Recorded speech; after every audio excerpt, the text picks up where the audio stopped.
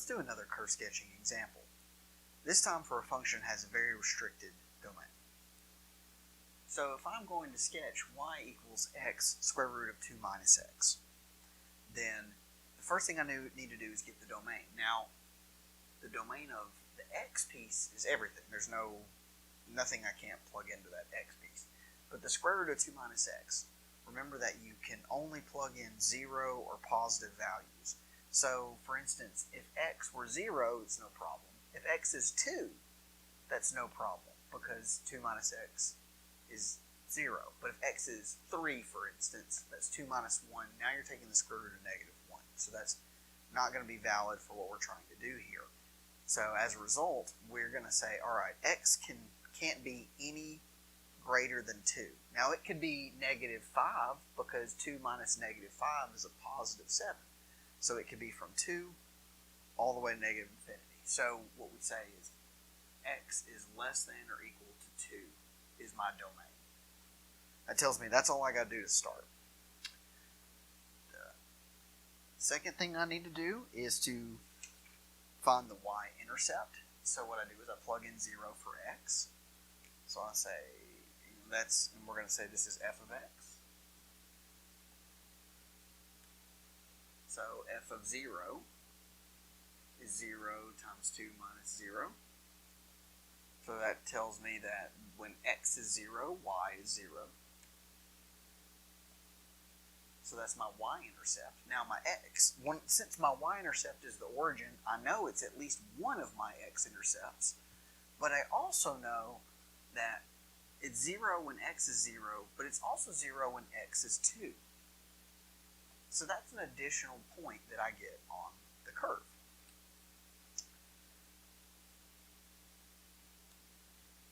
My next piece is to look for symmetry. So it's not periodic because it's not got trigonometric functions, but if I try f of negative x, I get negative x times 2 minus negative x. So I get negative x times 2 plus x. Well, that doesn't really look like this. It's not like a factored out negative, because that's still a plus, and so there's no symmetry here.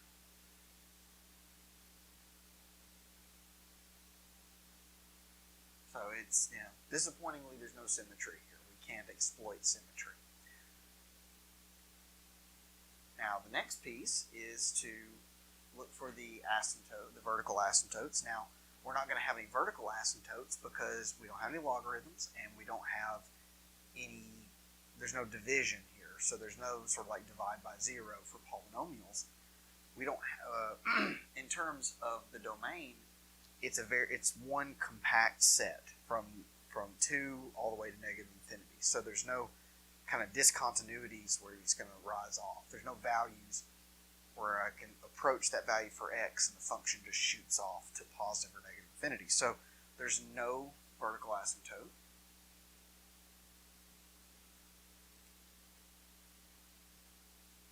So in this case, we don't need to worry about the limit as x approaches positive infinity for the horizontal asymptote, because it's not valid after 2. So we only have to care about the limit as it approaches negative infinity.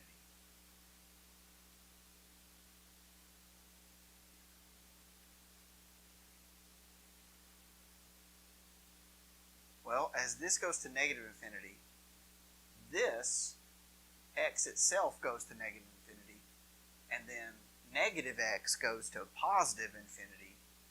So you have negative infinity times positive infinity, which is negative infinity. So there's no horizontal asymptote.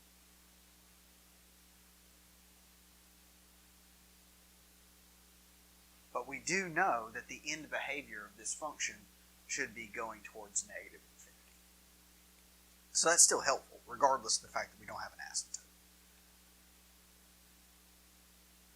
The next thing we want to do is get the derivatives of this function. So f prime of x, let's use the product rule, and let's rewrite this as x times 2 minus x to the 1/2 power.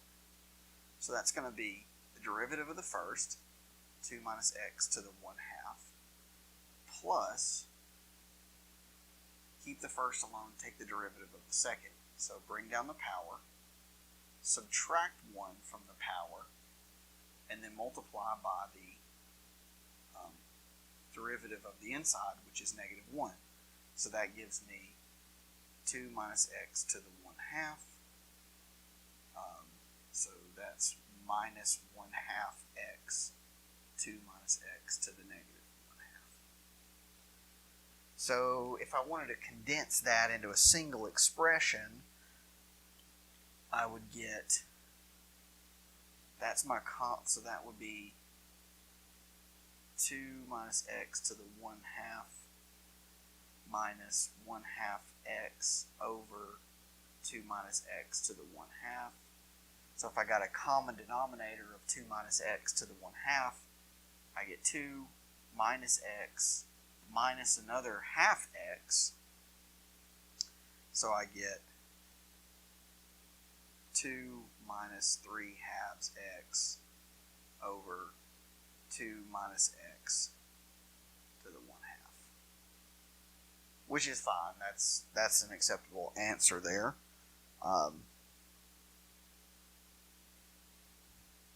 Alright. Check on that.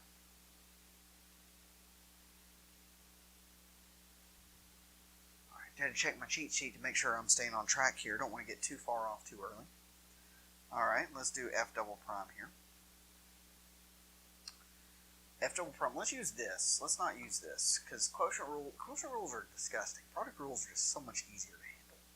So if we do this, we get 1/2 2 minus x to the negative 1/2 times negative 1. And then we have to do a product rule for this. So it's minus 1/2, because that's the derivative of the first, 2 minus x to the negative 1/2. You do plus negative 1/2 x, then the derivative of this, which is negative 1, 2 minus x to the negative 3/2 times negative 1. Whoa! Alright, so let's start rewriting this. We end up with negative 1/2 over 2 minus x to the 1/2. So that's another, these are really the same thing. So this is negative 1. Right, because that's negative 1/2, that's negative 1/2. And then we have this thing. So negative, negative, or negative, positive, negative. So that's going to be negative, or plus negative 1/4 x over 2 minus x to the 3/2. So our common denominator is 2 minus x to the 3/2. So we have to multiply 2 minus x here. So we get negative 1 times 2 minus x minus 1/4 x all over 2 minus x to the 3/2. So then that's going to be positive x minus 1/4 x. So that's going to be 3/4 x minus 2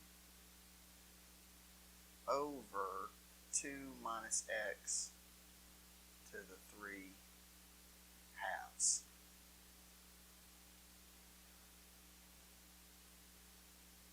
Alright.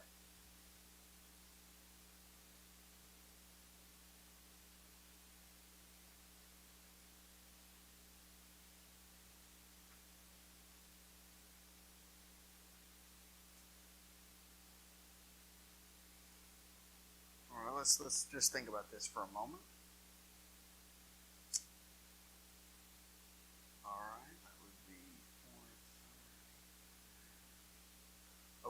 Alright, sorry, just had to check.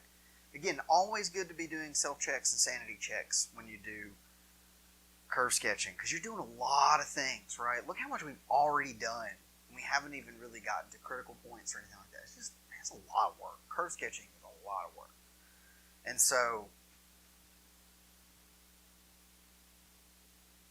for the 7/8 piece, alright, so if you look where this thing's equal to 0, that's going to be, so if x was 2/3, that would cancel and be just 1. If x was 4/3, you get 2 minus 2. So that tells me that 4/3 is a critical point, and also where it's not defined, notice that it fails to exist at x equals 2. So depending on who you ask, that may be a critical point. But generally speaking, we only think about critical points in the interior of the domain. So 2 is at the edge of the domain, so we don't usually consider it. But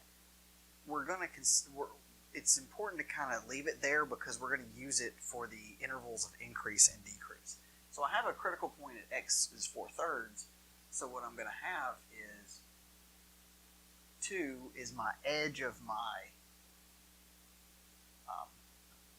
domain, and then positive 4/3, and then everything else. So when we pick points to analyze for the first derivative test, we can pick 0, and we have to pick some number between 4/3 and 2. So if you can't think of one off the top of your head, usually just take the average. So this would be 4/3, that would be 6/3, add them together, you get 10/3, so that tells me that 5/3 is a decent candidate here. So what I can do is I can say when f prime of 0 is 2 over the square root of 2, so that tells me that that is increasing from negative infinity to positive 4/3.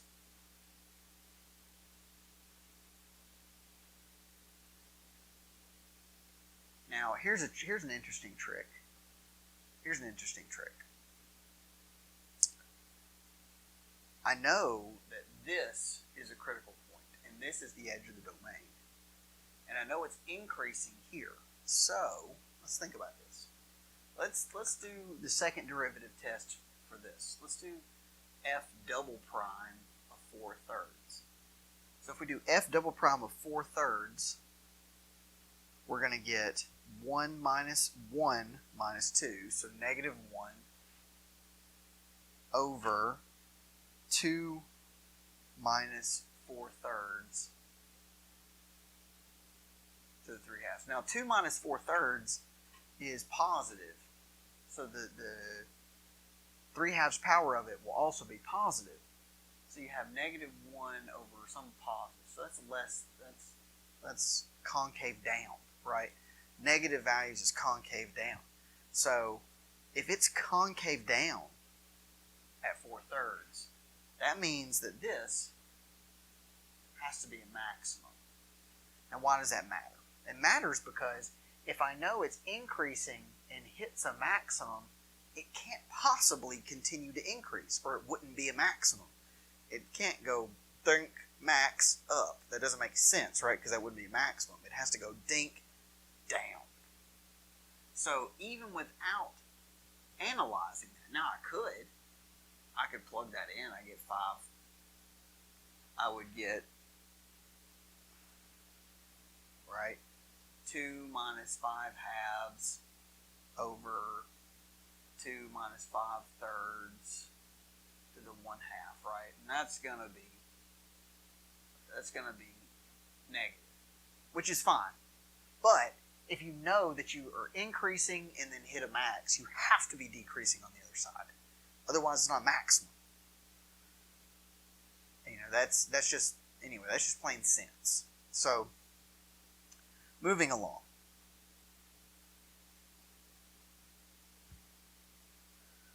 So if I look at this, we have to say, okay, where does f double prime fail to exist? Well, it fails to exist at 2, but again, we only consider points in the interior, so we don't actually consider that value of 2. We consider the open interval, not that closed interval, not the bracket. We have the parenthesis. So then, what about the top? Where's the top equal to 0? Well, this is equal to 0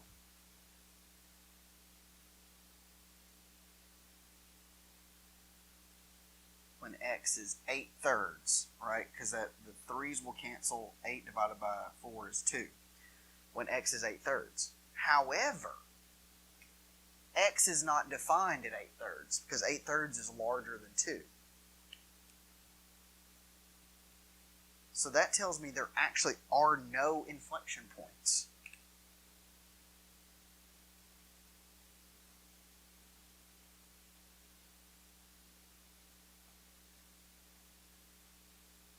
But we still need to examine the concavity. We said, well, there's no inflection points. We've examined the concavity on negative infinity to 2. So that tells me it will have the same concavity the entirety of the function. So I can pick any number I want to analyze. I'm going to pick 0. If I plug 0 into this,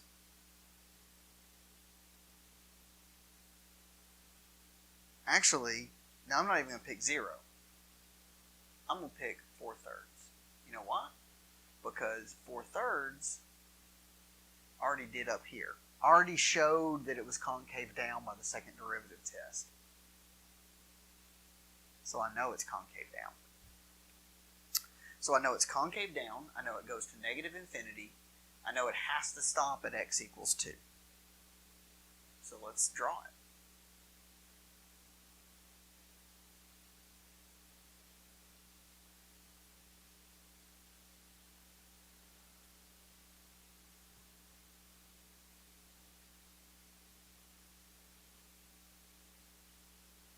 Okay, so we have x equal, we have 2, 0. So we have 0, 0, and 2, 0. Those are 2 points.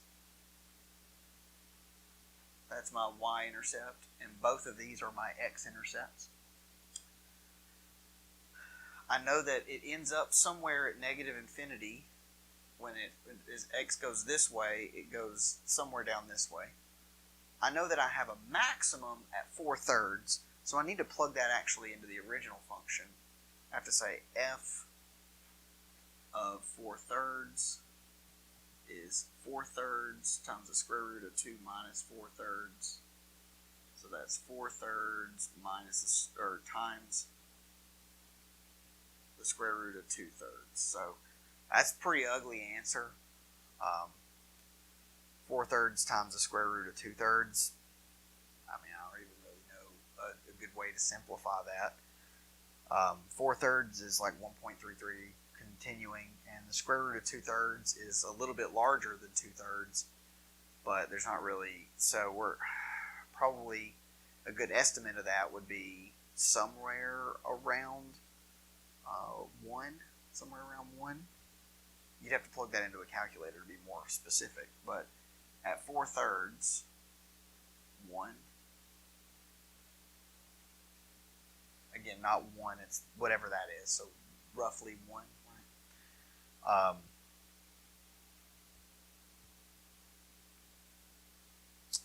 Alright, my cheat sheet didn't give me any fancier things. Now, I know it's concave down the whole time.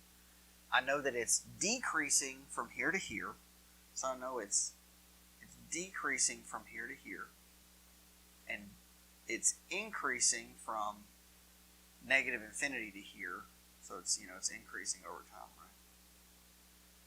And it's always concave down, so it's some sort of, and it shoots off negative infinity. Now that's a pretty terrible graph, but it's concave down the whole time.